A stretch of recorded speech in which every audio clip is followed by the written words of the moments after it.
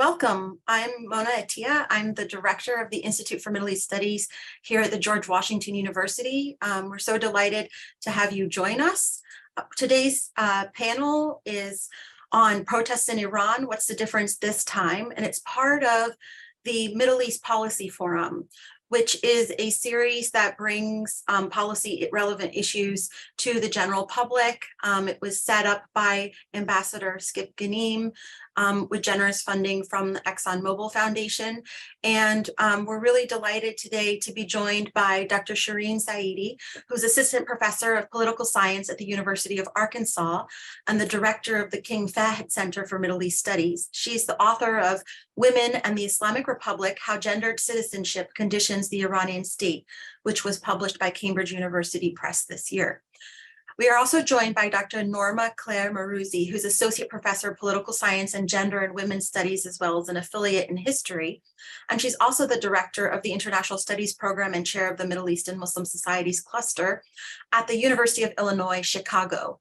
Dr. Moruzzi's research and teaching addresses the politics of social identity with particular emphasis on the intersection of gender, religion, and nationalism.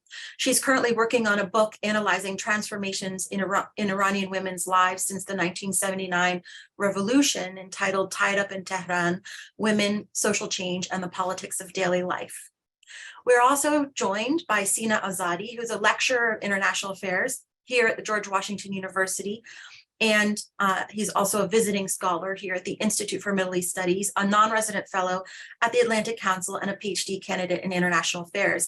His research interests include international security, nuclear non-proliferation, and US-Iranian relations. He's a frequent commentator in both English and Persian media, and his analysis has been featured on the Center for Strategic and International Studies, the Middle East Institute, and he's been quoted by the New York Times, Newsweek, Forbes, and Spiegel. Finally, our panel today will be moderated by our very own Dr. Shana Marshall, who's Associate Director here at the Institute for Middle East Studies and Assistant Research Professor of International Affairs at the George Washington University. She's a board member of the Middle East Report and Information Project and a non-resident fellow at the Quincy Institute for Responsible Statecraft. Her research focuses on the global arms industry, US foreign policy, and the political economies of militaries in the Middle East. I also would just like to thank the humanitarian initiative at the Elliott School and the Gender Equity Initiative, also at the Elliott School, for co-sponsoring this event with the Institute for Middle East Studies. And I'd also like to thank Christian Clinton and Omar, our student worker, for their help with all of the publicity. Hopefully I haven't forgotten anyone, but thank you so much for joining us. And I will now pass the floor to Shana Marshall, who will be moderating and taking all of the questions. Thank you. Thanks everyone for joining us at such an important time and an issue that is obviously very much at the front of everyone's minds, people who are involved in Middle East studies and analyzing the Middle East. So again, if you have a question, please put it in the chat. I will be monitoring the chat for those questions. First, I'd like to have an opportunity to get a sort of bird's eye view of what's going on.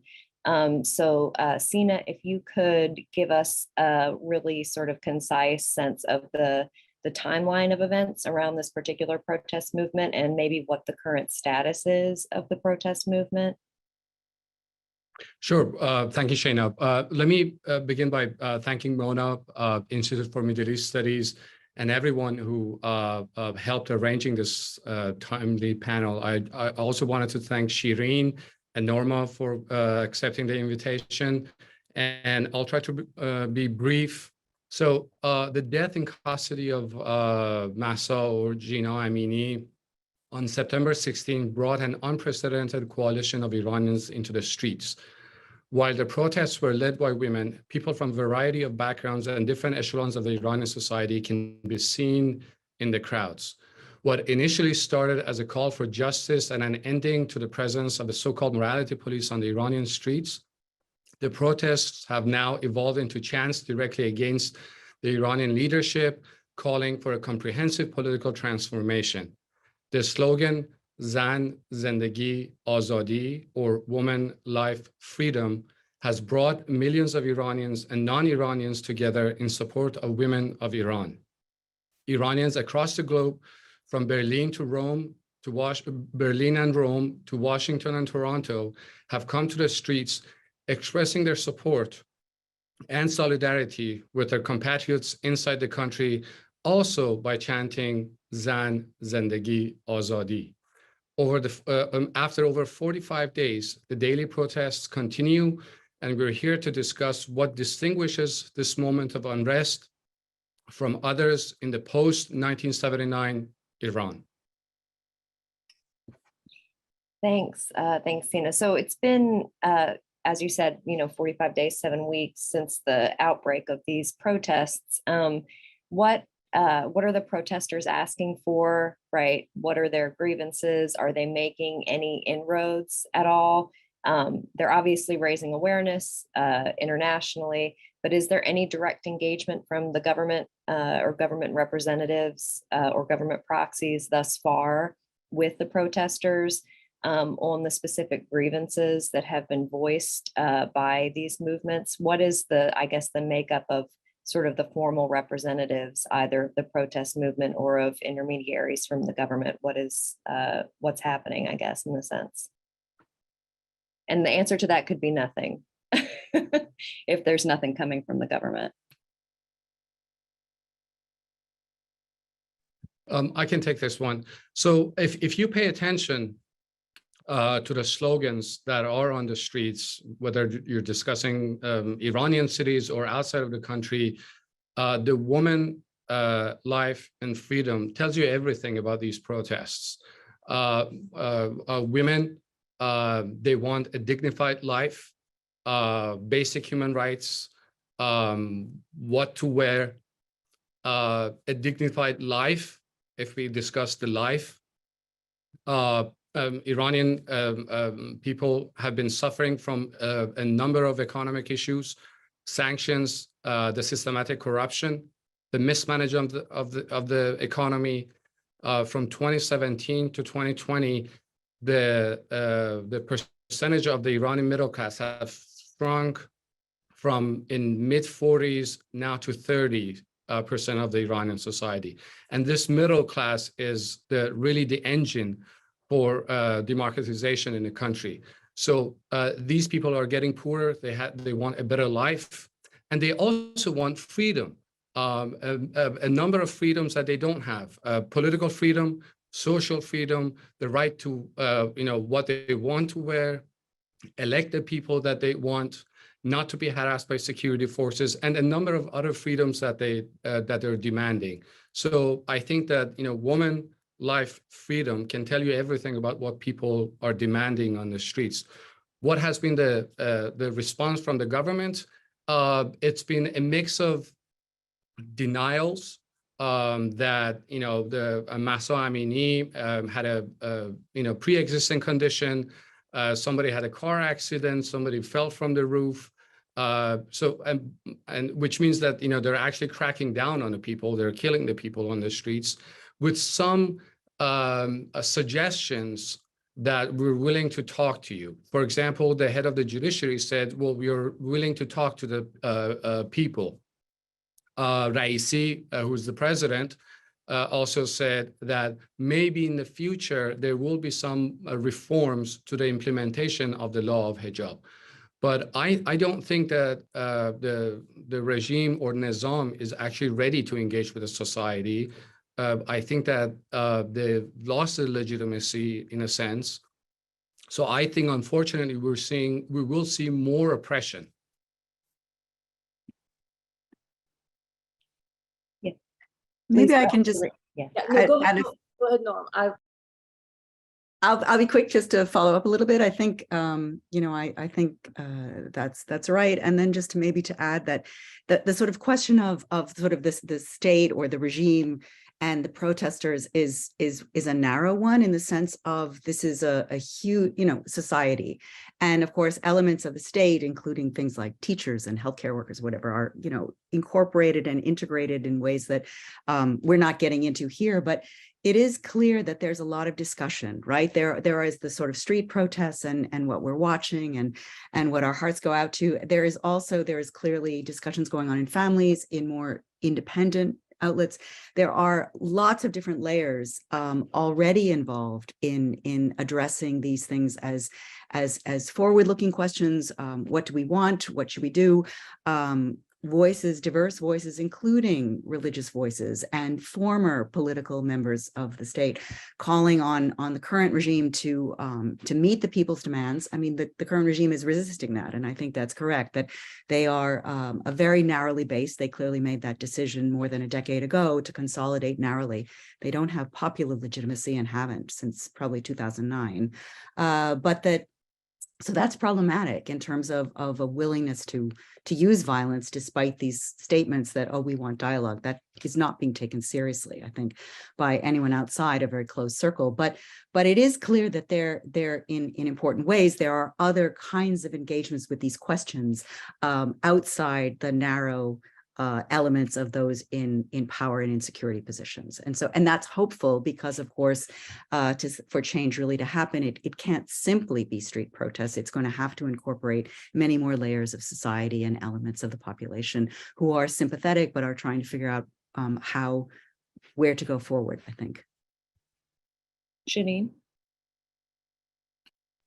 Thank you so much. I hope I don't disrupt the flow of the discussion, but I wanted to bring up what I think is significant about this particular protest and what people are demanding. So I personally kind of see it as a revolution because of this one central, for me, I mean, I think we can define it as many Iranian women as exist and are in this world. There will be different definitions of what's happening. But for me, it was a revolution because we've had this sort of history of uprisings occurring when young men are killed by the police in the Middle East and North Africa. But there was a new article that just came out in Foreign Affairs, I don't know if it was today or yesterday, by 3 academics, including Fatima IMESatGWU, where they point out that this is the first uprising that has occurred because a woman was killed by the police. And so for me, what was striking is that these personal revolutions that Iranian women have experienced, where they're just demanding their autonomy, their rights, this has long existed in post-revolutionary Iran and even in modern Iran. But at this particular moment, I think for many of us that, you know, of the older generation that experienced those moments alone, the revolution happened the minute that we see overwhelmingly, I mean, we can talk about the numbers and what the protesters want, and you know, there's a lot of discussions about that, and there will probably continue to be for decades.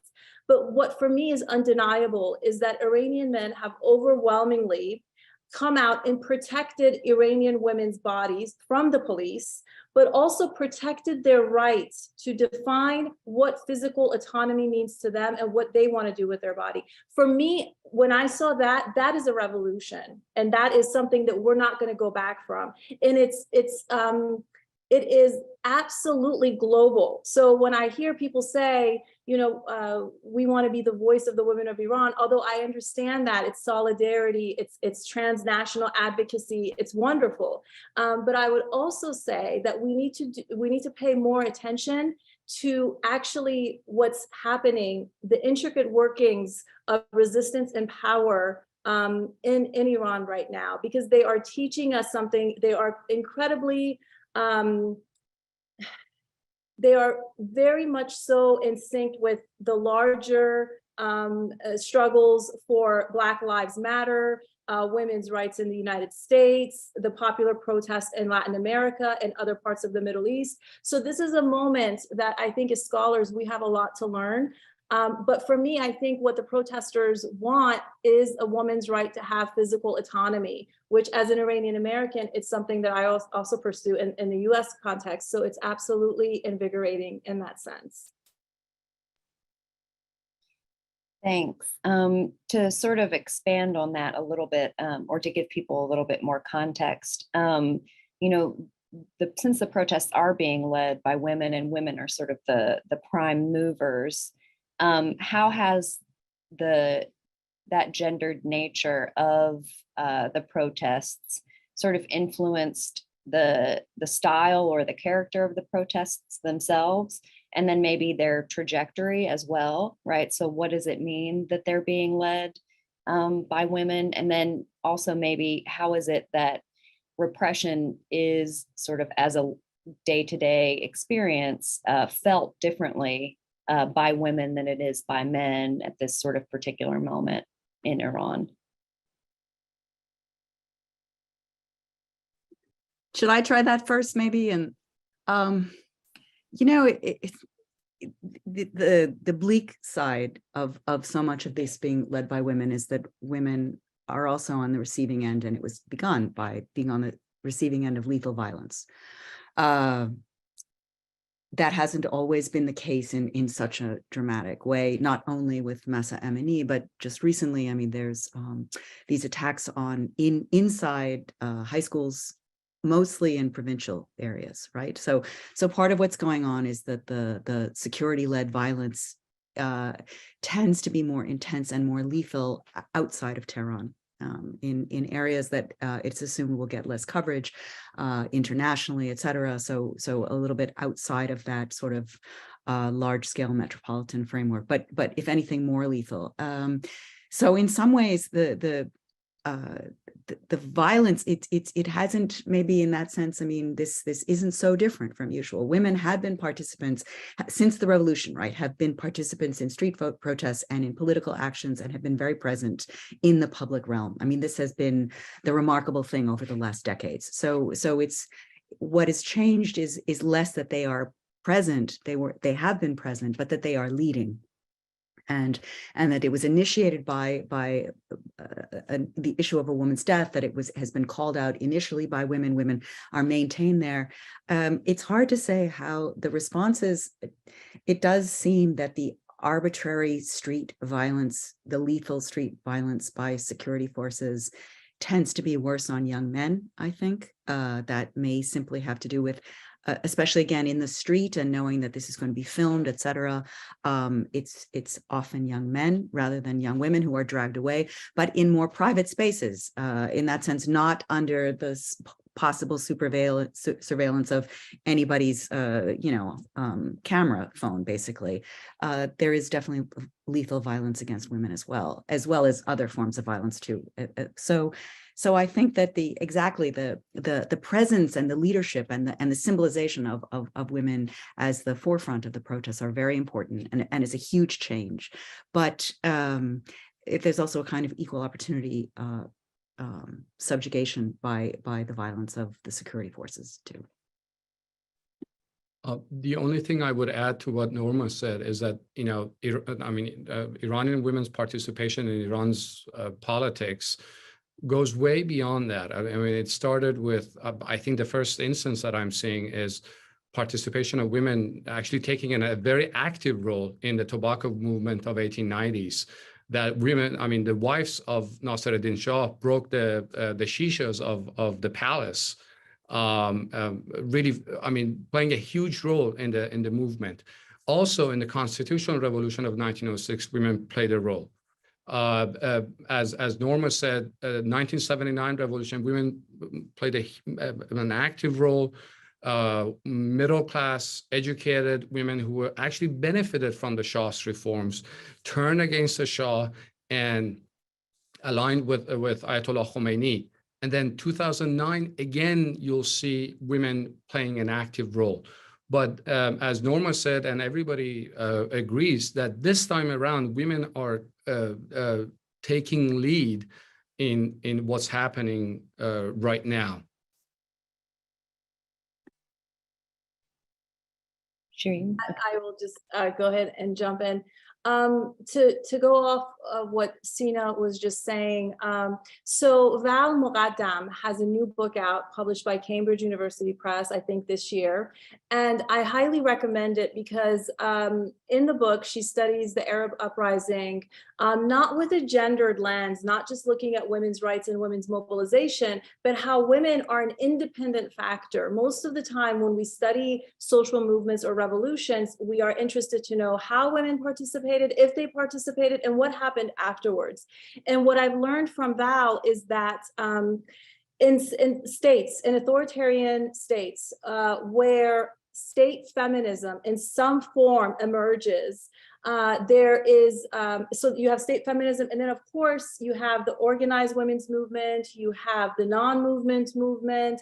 And so there's a lot of discussion now. Did the feminists get it wrong the last 40 years? Did we miss something? I would say no. If you study the scholarship together, you can see how there has been this real movement between state feminism and women that are organized in feminist movements.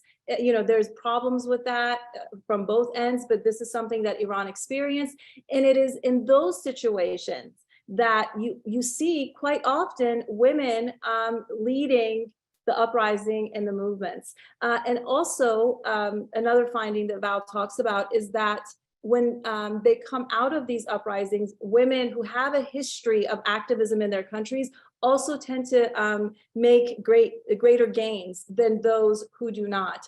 And so I think it's important to keep that context in mind. In that sense, women in Iran have been very active on many different levels since the early 1900s. I would argue that they have actually been at the forefront of every progressive movement that has existed. So for those of us that study, this topic, it's not that surprising. But your question about what women bring to this movement, I think is a really important one. Joy James talks about the captive maternal. And I really recommend that people who are interested in motherhood and revolutions take a look at that work.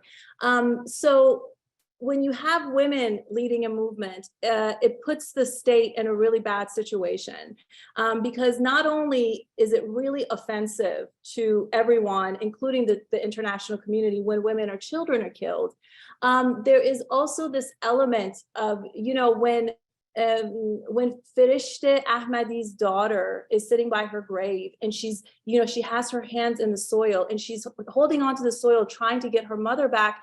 That to me, she's summoning all the mothers of Iran. That's it. Like, that is it. That's what she did. So all the mothers are present. And so that's, this is very difficult for a state. Unfortunately, I think the leadership, or at least part of the leadership in Iran, is really mistaken because it's, when you activate that motherhood in women and when they see these images, there really is no way to move on without addressing it. Or when young girls at the university say, we don't want to go back to class, we want our nikah and massa back. Joy James also talks about this, that in societies that have a religious or spiritual roots, as Iran does, for instance, when people are killed by the police, and you often hear, we saw this in the Black Lives Matter movement, where people say, bring them back, bring them back. And if you can't bring them back, then you're not God. And that means that you have to address this issue right here and right now. So this is a feminization of a movement. And it's absolutely beautiful to watch. That's great. Thank you. That norm that we're talking about, even if it's very qualified and conditional, against striking or beating a woman in public, at least, and that hesitation, does that create space, right, for the movement itself to expand more quickly, or to remain in the streets longer, or to grow in a way that it doesn't when it's led primarily by men, right? Is it more likely that a movement that has featured women so prominently is going to be more successful in an evolutionary sense in pushing the boundaries over a longer period of time? Well, I think that unfortunately, as much as it hurts to admit, the security forces that are out there know no norms. They're on the streets in the name of fighting for an Islamic government, but show, unconscionable violence on the streets. Just recently, I think it was last night, that apparently there's a new approach or tactic that security forces are using, and that's through imposing fear. The security forces in not uniformed security forces, they had gone to Ekbatan complex, shouting, yelling that to protect the state, we will even kill our own wives or daughters, our own women. They've used the word namus, which is usually in the context refers to the wife, daughter. So I think that they know no limits in how much violence they're willing to use. And also in a broader context, I think you have to keep in mind that this is a state that claims legitimacy through religion. Ayatollah Khamenei claims to be representative of the 12th Imam, the 12th Shia Imam, which means that he claims that he can pretty much do anything in the name of God. So unfortunately, I don't see any limits to the amount of violence that these guys are willing to use. And also, and I'll stop here. Look, in 1979, when the Iranian Revolution happened, Iran had very good relations with the United States, with the Western world, and the Shah of Iran was trying to maintain a certain level of relationship with the West. And I mean, when the time came, he just left the country for the West. But these guys have no problem using violence. For one, they have no place to go. They can't take refuge in Canada or the United States. And also the fact that they don't mind United States condemning the use of violence. So I think that going back to my first sentence, I don't think that the security forces of the regime knows any limit to amount of force that they can use. So it's maybe more existential than for this current sort of narrowly. I believe so. Yeah, unfortunately, I think for them, it's a matter of an existential threat that, they can't go anywhere. Some of them are under sanctions officially. They can't go anywhere. Yeah, the West will not simply be a home for them in the future. I would add a little bit of maybe a slightly different perspective, and I totally agree on that. That they don't they're on the bad terms with many other governments, including most of their neighbors, the region, et cetera. Never mind just the West, but the other side is, I think it again important to think about this. This is there are to some extent practical limits about violence. This is a very narrowly based regime in terms of its popular legitimacy in society, and has been and made that choice already a number of years ago, has tried to consolidate on that by using fear, by using pressure, by using domination. That's all very clear. But at the same time, for any regime, let alone one that's been under global sanctions essentially for most of its existence, that's a cost in terms of just the ability to maintain a military state, the ability to keep a functioning society. And it's clear that there has been some commitment all the way through by the broad state, and by that I mean including healthcare and but frontline healthcare workers, which interestingly enough were part of what was actually pushed by women at the beginning after the revolution. But there has been some sort of negotiation that has been going on for decades, since the beginning of the Islamic State, the Islamic Republic, by society pushing back against an exclusive, very narrow Islamic vision and imposition, a very orthodox Shia imposition, et cetera. And society in various forms has pushed against that, so that even now, I mean, the imposition of state mandated hijab, part of what the issue was apparently is with Mahsa Amini was an attempt by the state to claim that legitimate appropriate hijab is something that nobody has expected the state to be imposing now for a number of years. That doesn't mean that hijab wasn't enforced, but shorter coats, more color, more hair was tolerated. I mean, all of this. And clearly then this pushback has not been accepted.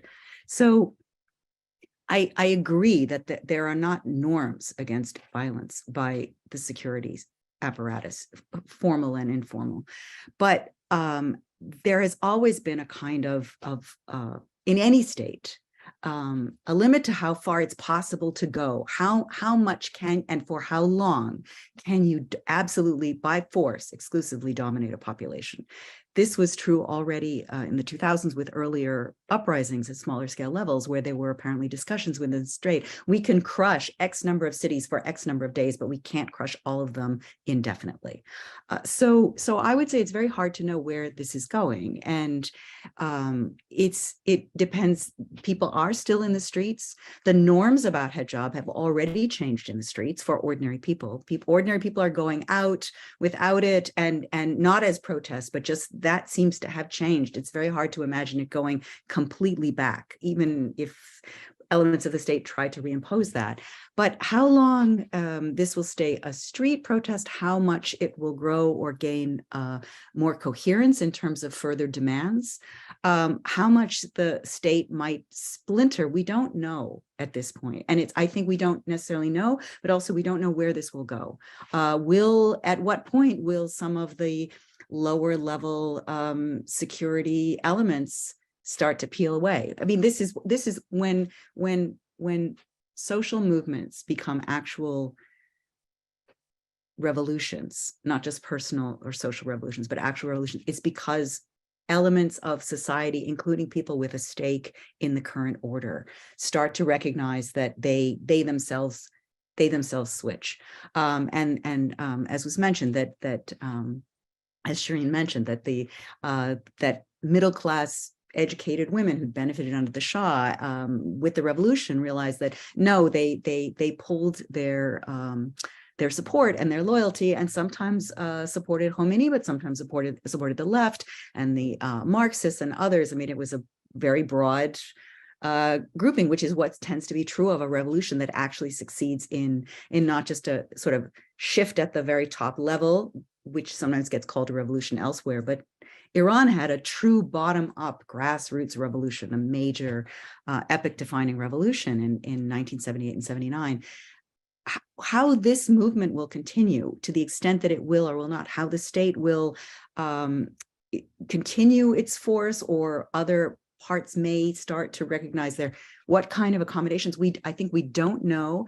It will depend on the incredible bravery, the endurance, and the resilience of those who are now in the streets, as well as others supporting them, and more and more possible support, as well as the calculations that are going on internally. And I think that is it's an ongoing question in a positive way, but also a frightening way. If I may just add one thing, in the reference to 1978 and 1979 came. Look, when the storm arrived in 1978, the Iranian army and the Imperial Guard, which were in charge of protecting the monarchy, they simply defected, and they did not protect the state against the revolution.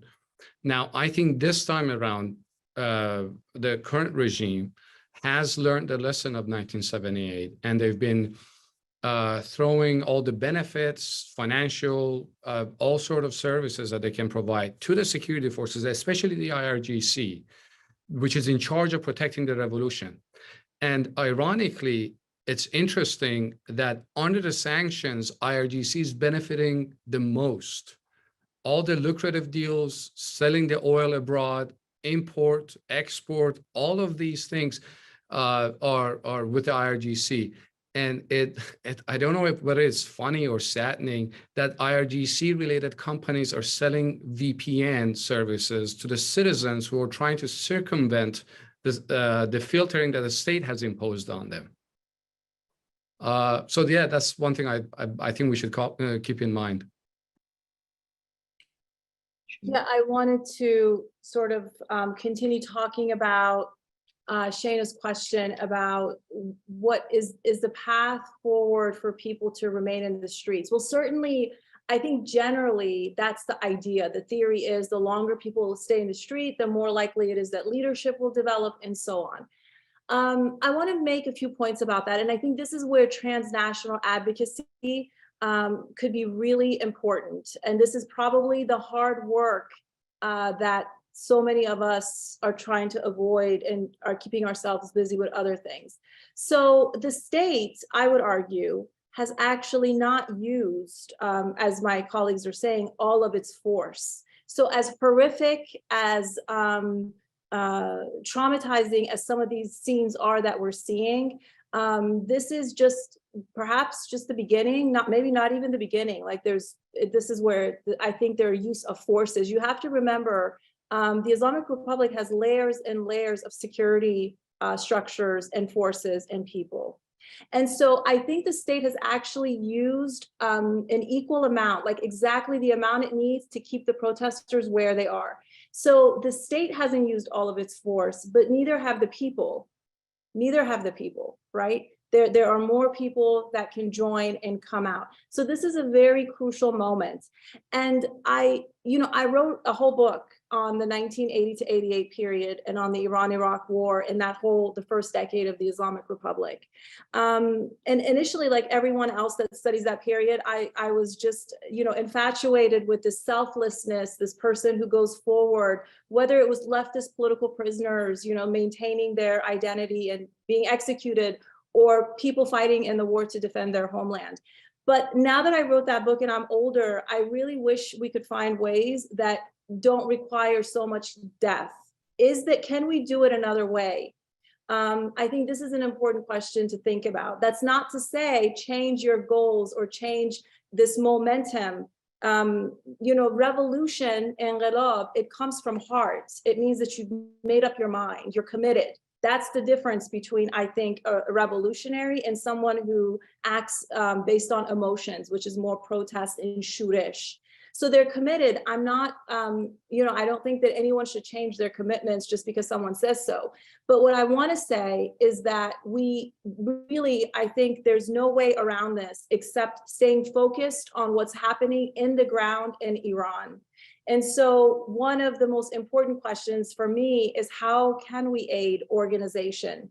How can we, think about leadership? Is it necessary? Is it not? What does it look like if the leadership is outside of Iran, if it's transnational? So these are really important questions that I think we need to be asking and thinking about. Now, I want to go back to a phrase. Again, Joy James mentioned this, and it always stayed with me. So, and this is a critique of a lot of, I think, academic feminist scholarship, which, in some ways it has influenced and is really present in this moment. So, historically, if we move from authoritarianism to a democracy, we are told, do it gradually. You want to be careful. Those that have the coercive means of, that hold the military and the guns and all of that, you don't want to really upset them. They can stop you. So if that is not what people are interested in, the protesters, let me rephrase, I don't want to speak for all the people, the protesters, if they're not interested in that sort of cautious movement, then my next question is this: how are you going to get through a state that has made it very clear to you it's not going to let you pass? So I think this is where feminist scholars and intellectuals can really support the activists by thinking together about this question. Are we just going to go like 1980, just go through it and die? Or are there other ways that we can at least limit the number of deaths and the bloodshed and how extensive it can be? So I think actually there's a lot of questions that need to be asked about what can support people standing their ground.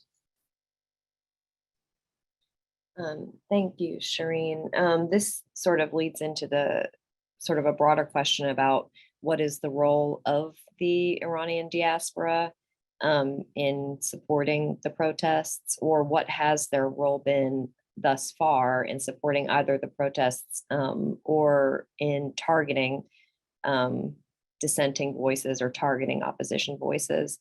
Does anyone want to sort of weigh in on that issue? I mean, there obviously is an enormous Iranian diaspora in so many places. So what we see here obviously are the ones based in the United States, but in Germany and in other countries, I know they're also very active. So I'll be brief. I think that what they have been doing, and from what I've been seeing, is to bring to the attention of the outside world what's happening in the country. As I said in the introduction, you see the Iranian community outside of Iran, from Rome, Berlin, London, Washington, Toronto, Vancouver, all these cities, major cities, people coming to the streets, chanting the same, Zan, Zendegi, Azadi, woman, life, freedom. I think this has been keeping the spotlight of media on what's happening in Iran. They're getting a lot of attention, and they're getting the attention of politicians. In Canada, for example, Prime Minister Trudeau attended the Iranian community's protests in support of what's happening in Iran, which I think is a good job in maintaining the focus on what's happening in Iran. That's what I think is playing a huge role on what's happening in Iran. Maybe I'll add too, I think actually something like this, and my colleagues who are Iranian Americans and here this is actually really important in terms of both the diaspora and those of us who have had closer relations as researchers, et cetera, with Iran, to be helping to provide information. So part of it is the spotlight, but part of it is information, because as I'm sure many of us who work in the universities have noticed with talking with our students and trying to sponsor these kinds of educational events, and well-intentioned students being so grateful because they don't know, and it's hard to know. Yesterday I had a student who's from Ukraine and was already in the US studying, but his family has now been able to come, and it's a lucky story, but it's an incredibly heartbreaking story as well.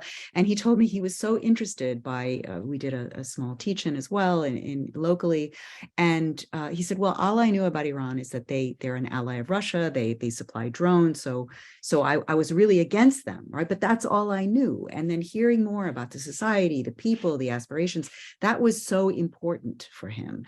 So I think that not just the diaspora, but those of us with deep connections, and so many have, it's important to try to get information and then to try to be as accurate as possible, right? And to provide both that historical perspective on things, and that kind of the distance that we have, inevitably the distance of being outside. So the distance being outside is both heart-wrenching, watching what's going on inside, and so many are torn by such deep emotions, but without being able to be there and participate there, that also can lead to a kind of even intensified emotionalism, which is often the case for any diaspora.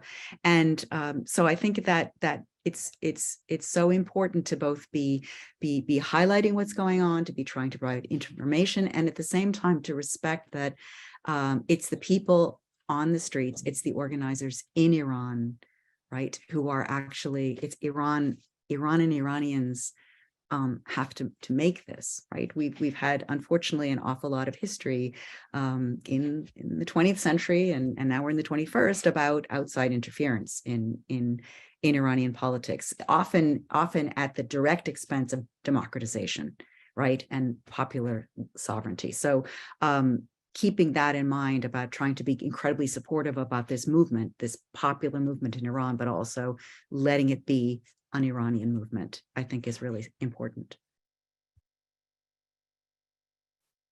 Okay. No, go ahead, Shanna, go ahead.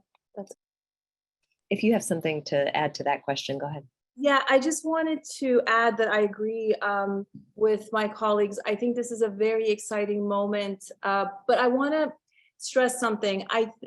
Everything is still, this is politics in real time. It's really difficult for us to say, what is the role of the diaspora? Because, even if we look back to a month ago, and the people who, perhaps there was some people that saw themselves as leaders of the movement, but they were not, they were asked not to speak in Berlin.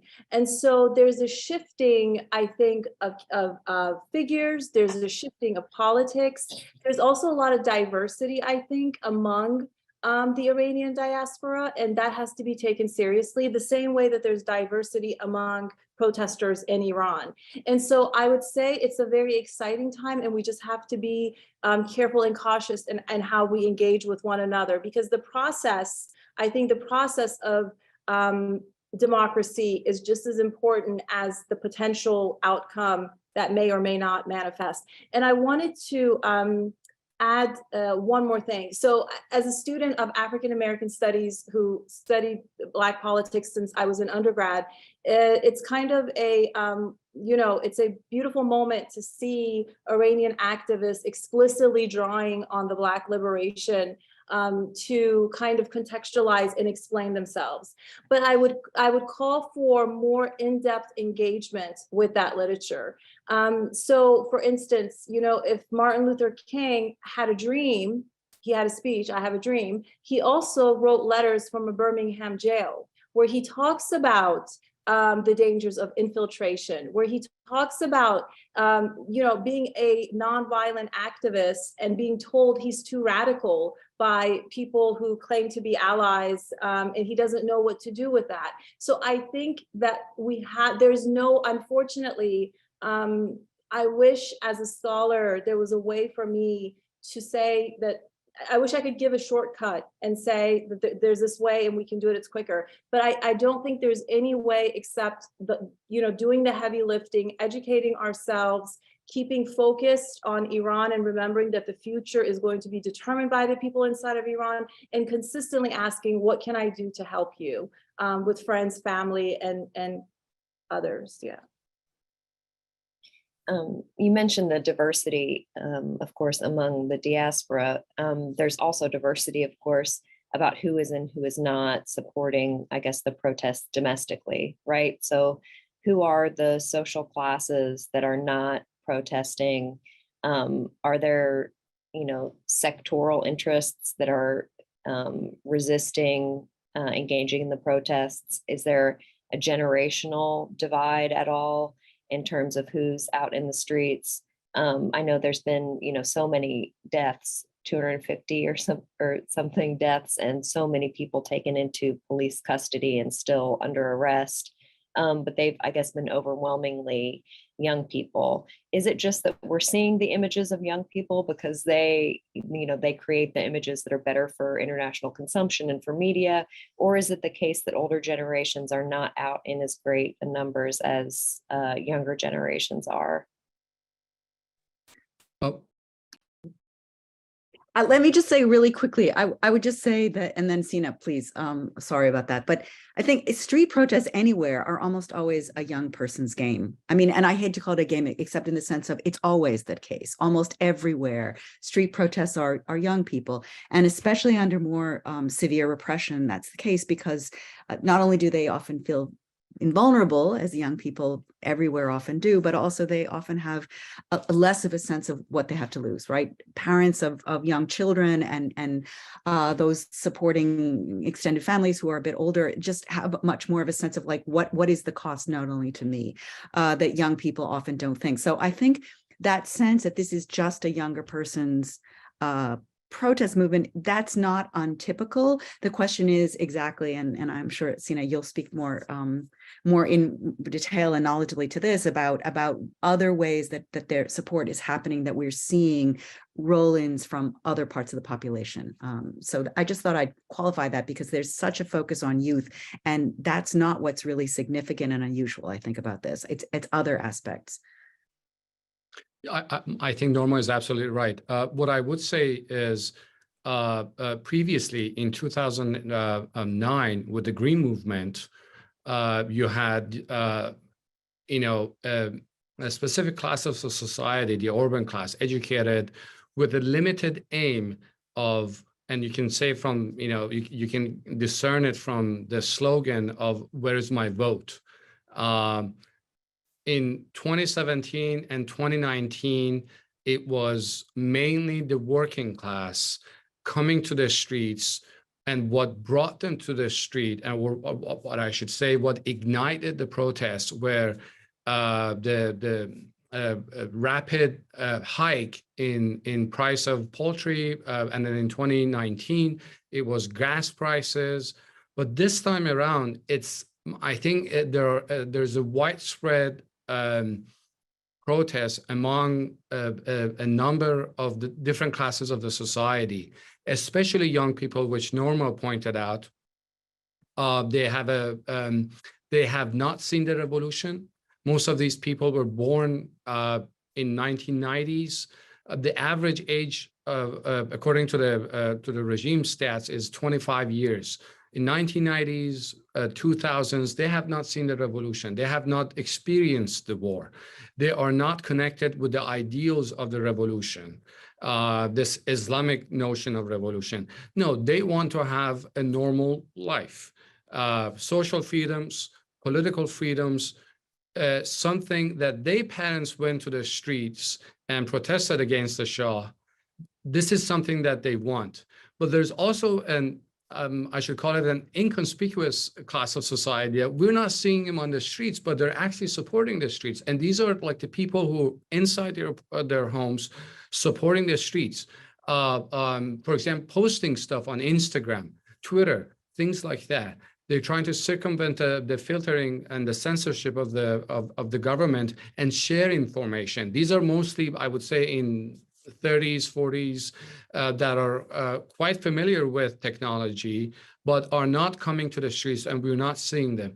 But again, as I said, I think the younger generation plays a critical role, especially the university students that are actually taking charge in demonstrating against the regime. I think that's exactly right, but I do think that in terms of how long this lasts and the effect that it has, it's the question is exactly going to be how much other elements come in with other kinds of support, and that means strikes by workers. Some of this we're seeing happening. I mean, this morning I saw a video of a protest through the bazaar. I believe it was the Tehran Bazaar, like the bazaar as a classification, and the participation of the bazaar, merchants, sort of traditional capital in that way in the Iranian Revolution has been highly well documented, right? We know about that.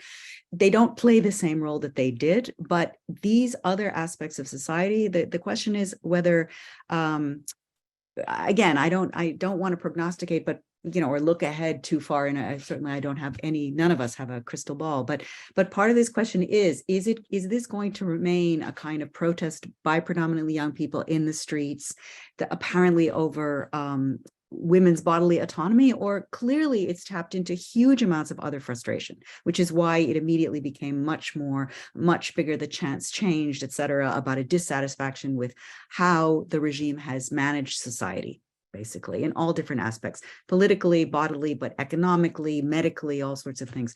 So whether or not this becomes another shift, another pushback from society that leads to some kinds of accommodations and not others, or whether this grows, will have to do not just with who's in the street, but other kinds of support in doing things and in not doing things. So that we see some, but the question is what else is happening and what might happen, which we don't know, but that will be something to watch for, I believe.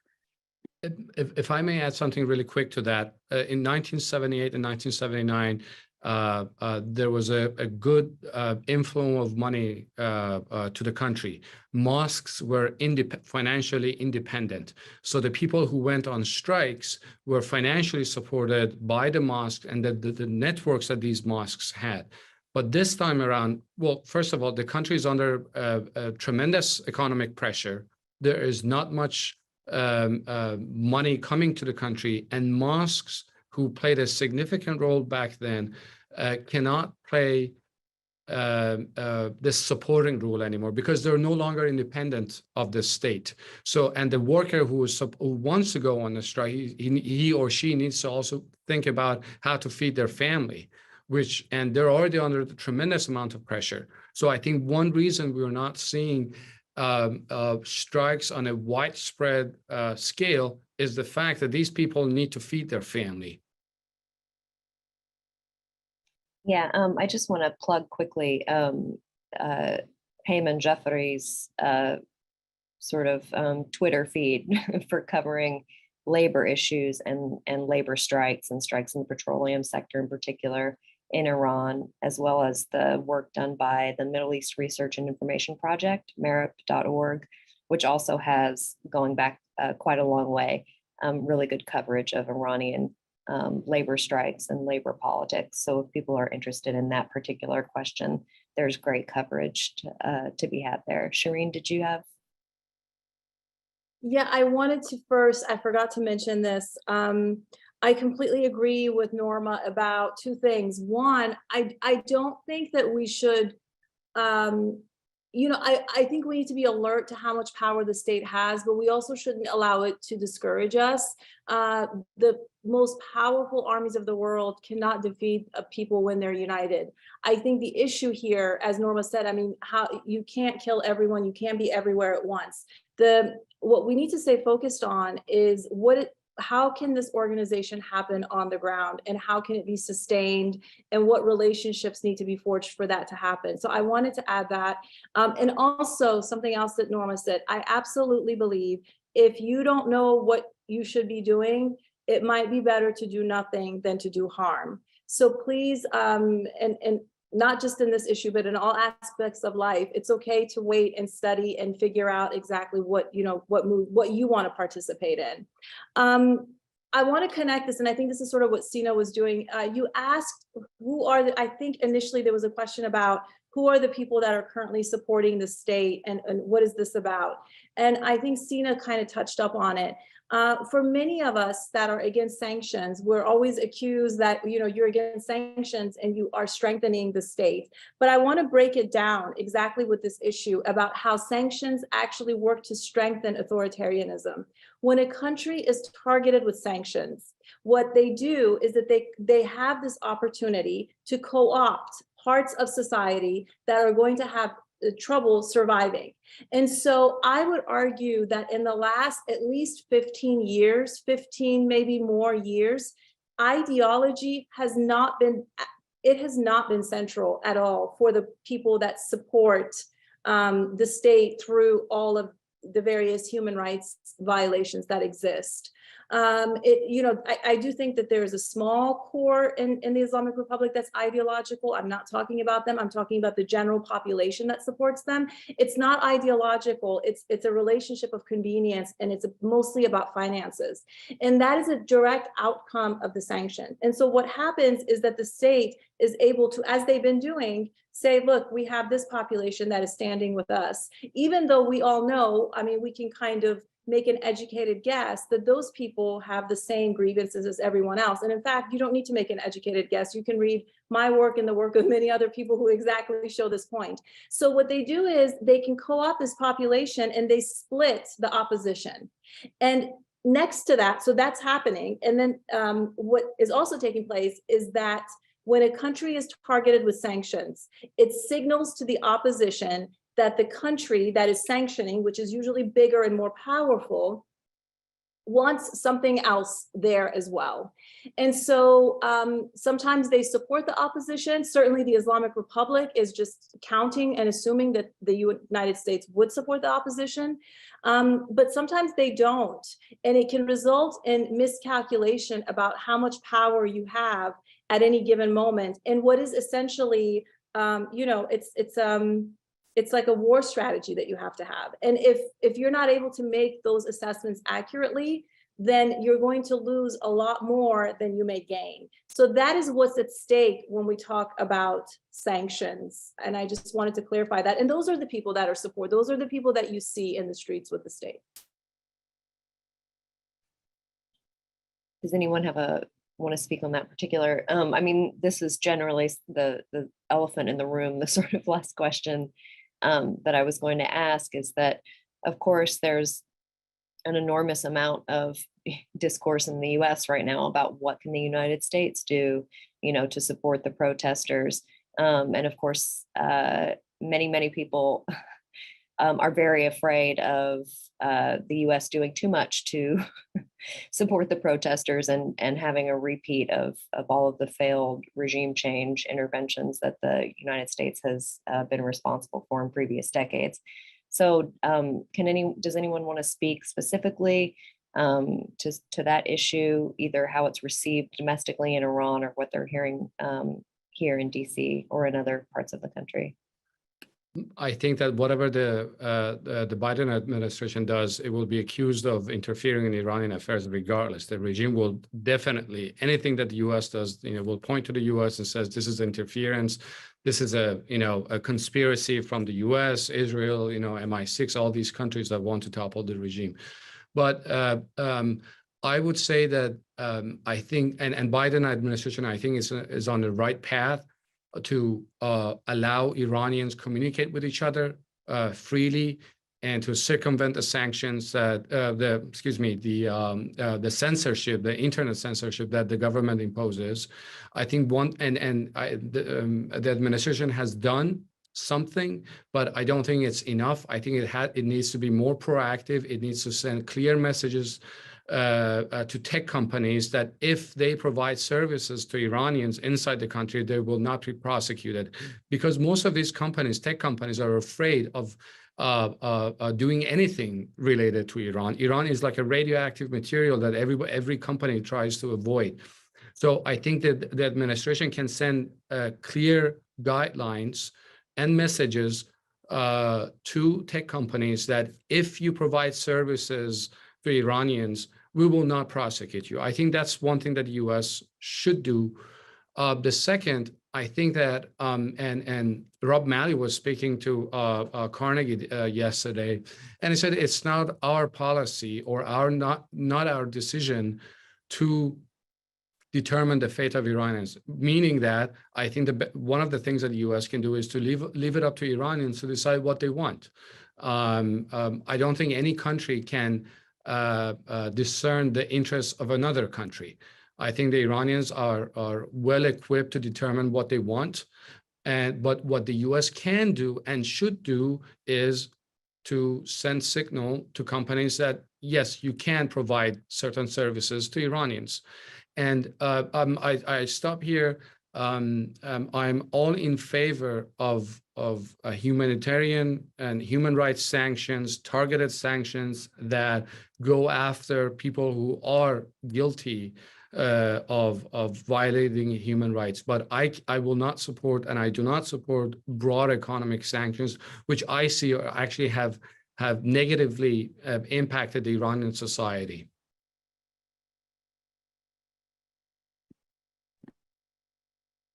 If nobody else has a follow-up, there was a question that we received in the chat just about some recommendations and some resources where individuals can find reliable information about what's going on in Iran, specifically news sources, but also scholarship that can be used in the classroom, because obviously students are asking our faculty and faculty everywhere to sort of interpret these events for them and give them context.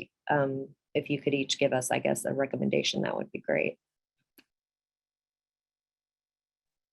I would second, Shanna, what you recommended, and I would say MERIP, the Middle East Research and Information Project, which over the years has done extensive Iran coverage. Usually these are, and MERIP, for those who aren't as familiar, was a quarterly journal and now is entirely online. It's a website, but typically I've been on the editorial board and been a contributor myself, but the idea of MERIP articles typically is that they're written by experts, usually by scholars, but they're shorter and they're more accessible. So they're exactly, the effort is to write them. It's substantive work, it's researched work, but it's good to use in the classroom for ordinary students, not just advanced graduate students, and for ordinary people. And I'm terrible at putting stuff like this in the chat while I'm on this, but if that can go in the chat so that people can find it, I think, because there's a lot of stuff there, multiple authors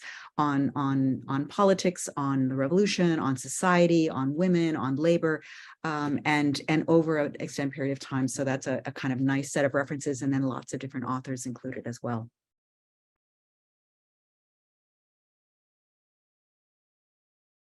Yeah, I agree with all of that. I would make two suggestions. One is that I follow Mark Lynch everywhere that it's possible, and he offers wonderful reading lists that are really insightful and comprehensive. So I would say if you're at GW, you certainly can find access to that material easily, but he's also active on social media. And I would also I would suggest that you study Iran in the broader context of politics of the Middle East, but also global politics. So Cambridge University Press has a wonderful series edited by Arshina Adeb Muqaddam. I think it's called The Global Middle East or Globalizing the Middle East.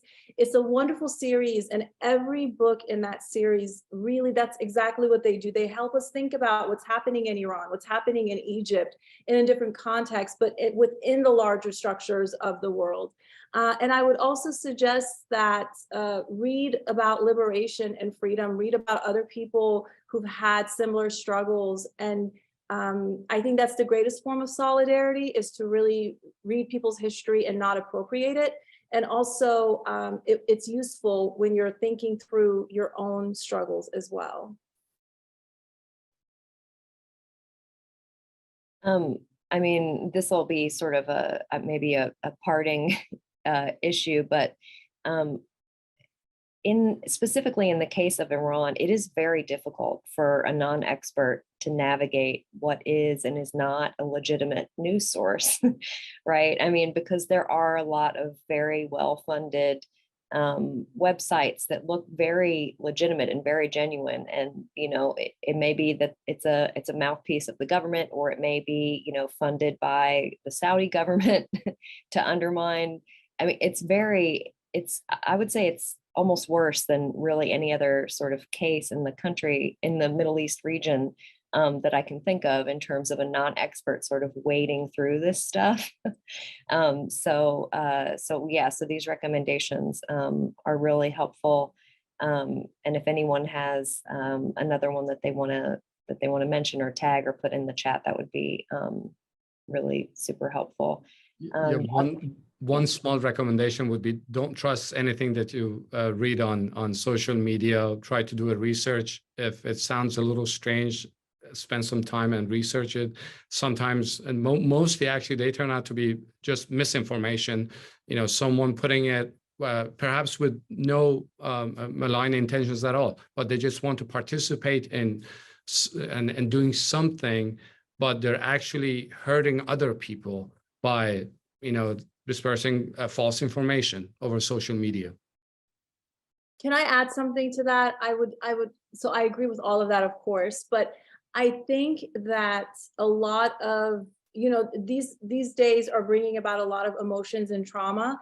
And what I tell my students, especially Iranian students and friends, I tell them, believe what you want to believe. Trust your anger, because I think we are going to have a lot of new knowledge born out of this moment. So trust your anger and articulate what it is that you disagree with, and pursue that thought and develop those ideas in an intellectual and coherent way, grounded in activist experiences, activist knowledge, but also other sources and forms of information. I strongly believe that you should not dismiss those feelings that you have, however uncomfortable they are for you and for others. Although I agree with Sina, please don't harm people. It's really mean. Okay, thanks so much, everyone. I'm putting in the chat here our website for upcoming events. I just want to plug our next event, which will be on November 10th. We will host Hisham Salem from Stanford University. He will be talking about his new book on Egypt, Classless Politics, Islamist Movements, the Left, and Authoritarian Legacies in Egypt. And Mona Atiyah will be our discussant for that event. It will be in person here at the Elliott School. And thank you so much to our three guests for taking the time today to talk about this topic, such an important and timely issue. And hopefully we'll have you all back, and we'll be talking about the successes of this movement and reforms and changes that are coming in Iran. Thank you everyone so much for attending, and we will see you next time.